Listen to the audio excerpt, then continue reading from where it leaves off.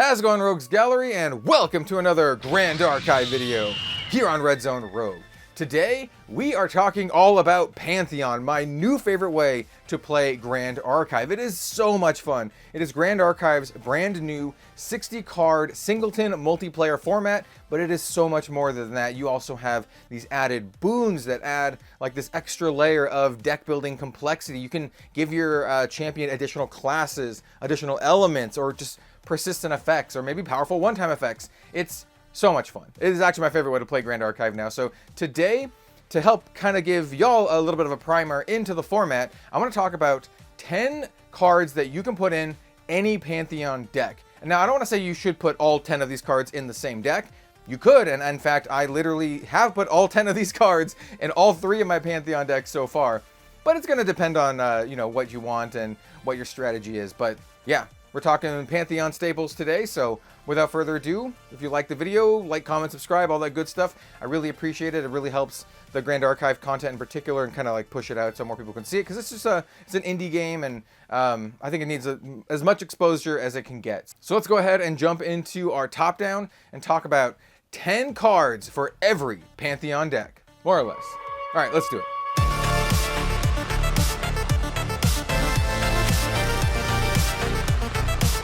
Alright, so here we have all the cards I want to talk about today. It's actually technically more than 10 cards. However, it's like 10 categories. Or rather, mostly 10 cards, but there's a couple cards that are a couple categories that there's several cards in each. You'll see what I mean when we start talking about them. So, let's get started. I guess I should pull these like off screen so you don't see all of them. Alright, we're going to talk about guides first. Now, you should probably include, assuming you're getting to level 3 with your Pantheon deck, Dungeon Guide. Dungeon Guide is an absolute staple for Grand Archive, and fortunately, the regular version of this card was reprinted recently in the Mordred Recollection deck. I actually have my Mordred Recollection deck here. This card's reprinted in the Mordred Recollection deck. You can find a full 4 copies in that, so that deck alone is enough to fuel 4 of your Pantheon decks, but it's also a $7 card now, so the price has gone down by quite a bit. This is my special promo version. This one's a little bit more expensive, but I highly recommend getting a Dungeon Guide for all of your Pantheon decks. But there's more than one type of guide, so we actually are going to mention this. This is all for one category, but most decks are going to want to run all of these, all 3 of these guides. So we have the Dungeon Guide, which gets you a level up at the cost of banishing 2 cards at random from your memory. You'll typically want to do this once you're level 2, or maybe level 3 if you're one of those champions that can actually go from 3 to a different level 3, like Tristan or Mordred. It's really, really nice and really efficient and a great way to level up your champion. Academy Guide. I think this is one of the best turn 1 plays in Pantheon right now, bar none. It is so good, and because you start with that Pantheon barrier that absorbs a lot of damage, you can almost always get to your first turn, or I guess your second turn, with your Academy Guide in place. You can get that free level up on your champion because it says champion cards you materialize cost 1 less. It's so good, especially for the first time. It's just 0. This is like an absolute must-have. And if you're playing Tamer, it's extra important because it's also an animal, so you get that extra little bonus if you're Sylvie, for example. And then finally, we have Heavenly Guide. This one doesn't see a ton of competitive play right now, but in Pantheon, it might see competitive play in the future. I'm just talking about literally when I'm recording this video. Because I feel like a lot of level 3 decks are going to start hitting the big times in competitive right now. But I digress.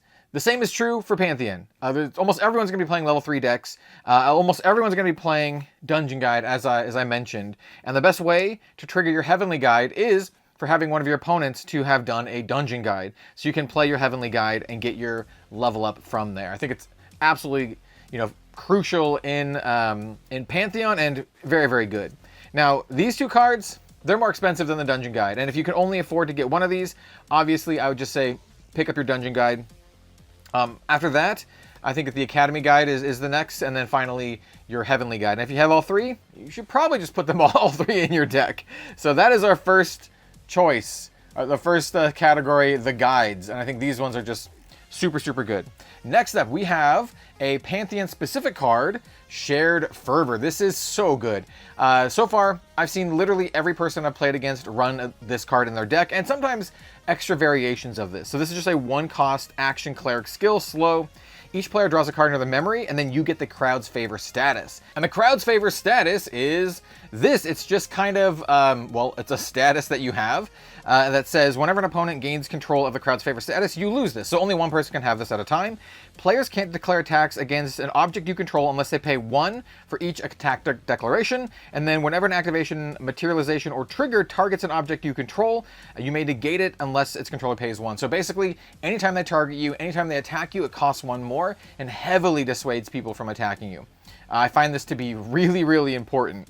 And Shared Fervor is one of the cards that's included in every single Pantheon Precon. So if you buy a Precon, you will have a copy of this. You should probably put it just in every single Pantheon deck. It's really good. Sometimes it actually comes down to who plays the last Shared Fervor, and then they kind of just end up with the crowd's favor for most of the game. Now, there are other cards similar to the Shared Fervor that give you crowd's favor, and I would recommend putting those in your deck if it makes sense. Some of them deal damage, some of them heal.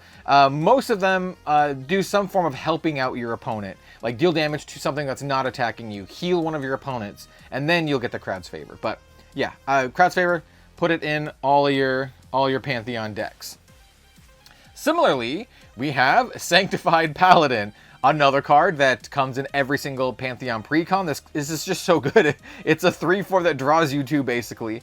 It's a 6-cost 0/1 with Foster, and as long as Sanctified Paladin is fostered, it gets +3/+3 and has Vigor, and then on Foster, you get to draw 2 cards. Once again, this is one of the best turn 1 plays for Pantheon. I personally like the Academy Guide a little bit better. Drawing 2 cards from this is nice, but I also just like getting the free materialize, and then also I like having some cards in hand to kind of interact on the first go around. This one, you're basically going to go all hands down, right? It costs 6 to play, and even if you're playing a draw 6 spirit, you still draw on your first turn in Pantheon, so you'll be able to play your Sanctified Paladin turn 1.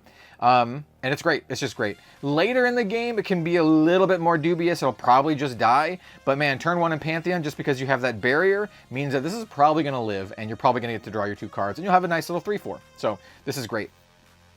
Once again, comes in every single Pantheon Precon. And then finally, for the Pantheon Precon cards, we have Pendant of Accrual. This card is nasty, and I found a lot of the times that the game kind of revolves around whoever has the Pendant of Accrual out. And sometimes you'll have multiple players with that out, and then they'll make deals so they can both get counters on this thing, and it just gets nasty and out of hand. Almost every time I've played Pantheon, the person winning is the person who had Pendant of Accrual. So it is a 2-cost item cleric accessory. At the beginning of each opponent's recollection phase, they have to pay 2. If they don't, put a debt counter on this, and then you can remove 2 debt counters from it and then draw a card into your memory. So it just draws you a ton of cards over the course of the game. Usually people will pay for this, but man, when you have multiple people out with Pendant of Accrual, then it just can get really, really nasty. And once again, comes in every single Pantheon Precon. You should put it in all of your decks. And these are the 3 Pantheon Precon cards that I think you should just put in all your decks. Now, let's talk about some other cards. This one is a pretty spicy one, and I think everyone should just play this card. It's so nasty. This is Yuan Shao, Crown General, with art by my buddy Panakis here. This is a 3-cost 1/3. It says, unique allies your opponents control have Pride 2, which is pretty good. But the best part about this is, when you are level 2+, you can pay 3 and rest them. And as a spell, you just permanently gain control of target unique ally. You can only activate this ability if there are 3 or more unique allies on the field you don't control. Now, it doesn't all have to be one player. It's just 3 more unique allies that you don't control, which is, it's just so good. And that happens a lot in Pantheon. And if you can get 1 steal off with this, then you're great. If you can get 2 steals off, you're running away with the game. And like I said, it's permanent. It's not until end of turn. You just permanently steal their unique ally. It's incredibly powerful, and you should probably be running this in every single Pantheon deck. Sorry to spoil it out there for anyone who is running this as super secret tech. But yeah, I think everyone should know about this nasty card. All right, next up, we have a card. It's pretty small, pretty innocuous, but I found it pretty crucial for Pantheon, and that is the Humble Safeguard Paragon.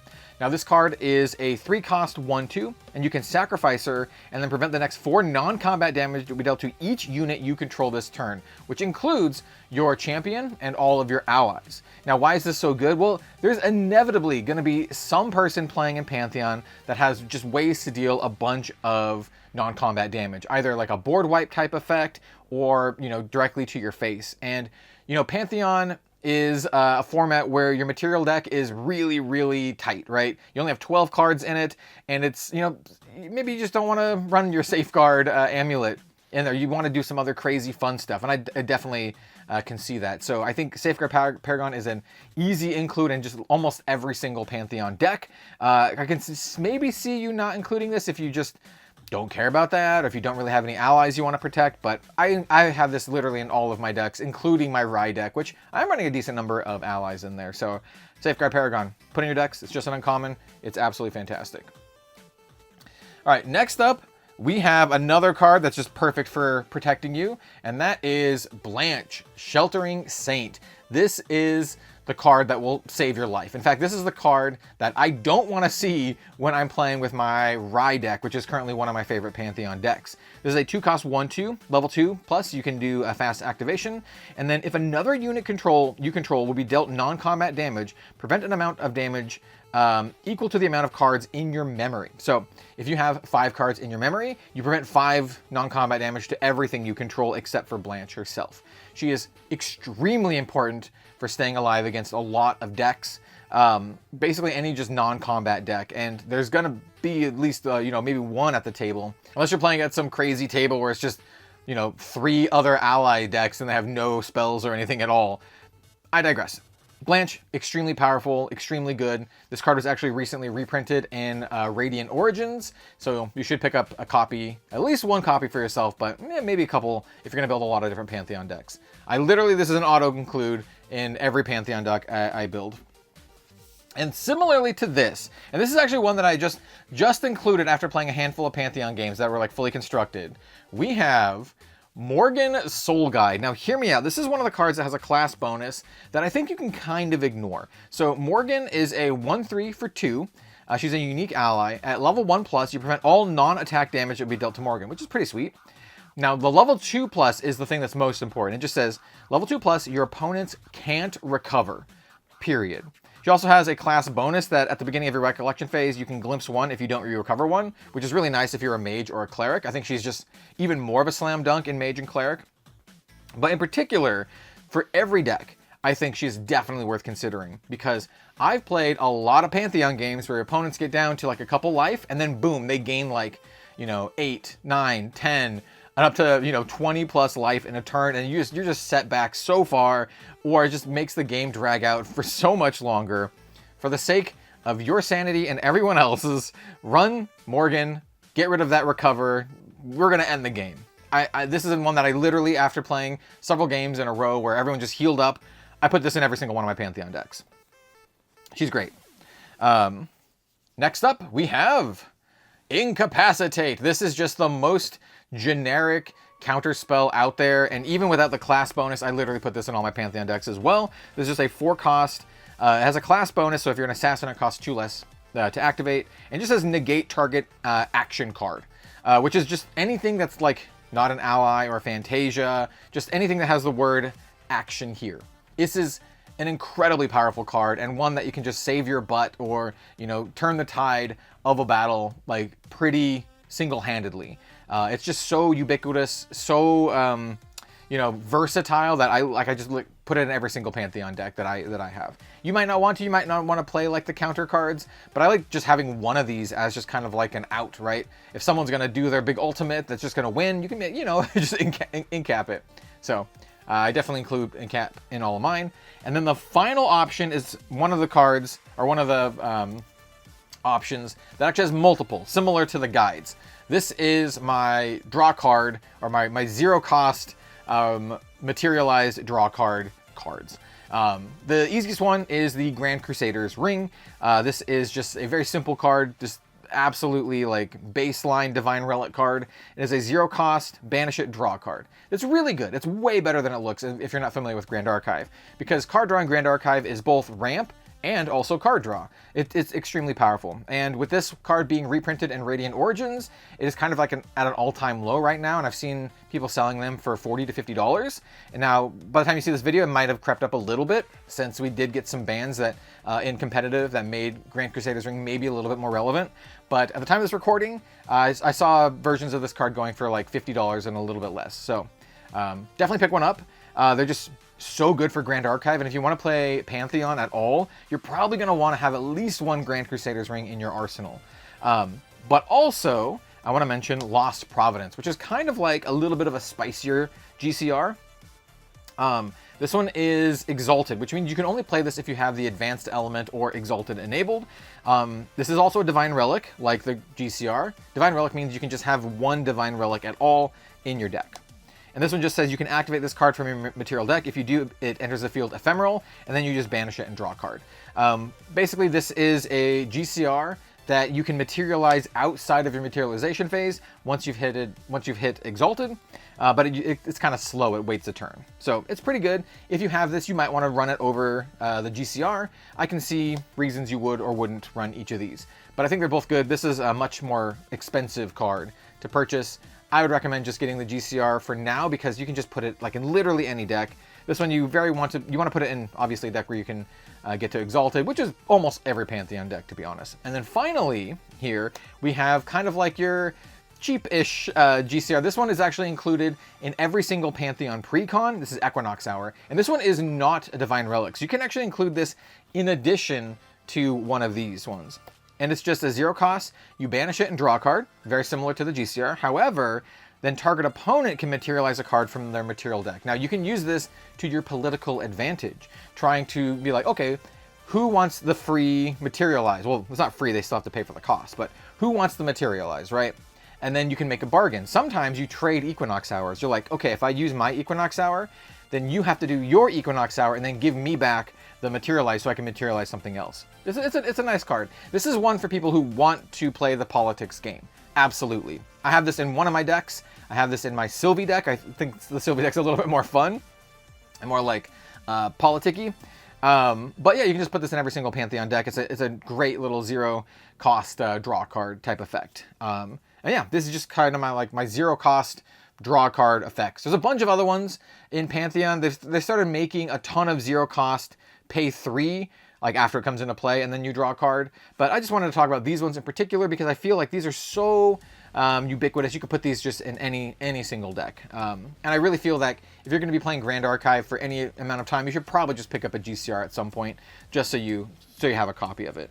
And yeah, those are my 10 picks here. Like I said, it's technically a little bit more than 10 picks, but I didn't want to have the guides taking up 3 picks. I didn't want to have Lost Providence and GCR taking up a pick. And obviously, if you are a long-time Grand Archive players, a lot of these cards are going to be really obvious to you. But if you're brand new to the Pantheon format, if you're brand new to Grand Archive, I hope this was helpful to you and kind of gave you a little bit of direction on where to go when you're building your first Pantheon decks and some cards that you can include in any single Pantheon deck. And I really wanted to include some cards that are really, really accessible, like the Shared Fervor, Sanctified Paladin, Penitent Recrual, these cards that are just in every single Precon, as well as the Dungeon Guide. And you also have Blanche and Morgan, which were recently just reprinted in Radiant Origins, and then other cards that are just pretty easy to get, like Incapacitate, Safeguard Paragon, even the Yuan Shao at the time of this recording isn't she's like less than $10, even for the foil one, I think.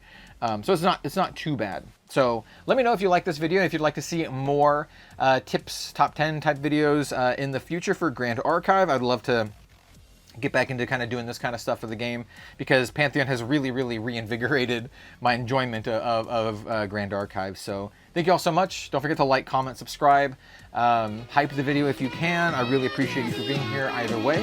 And yeah, we'll see you next time.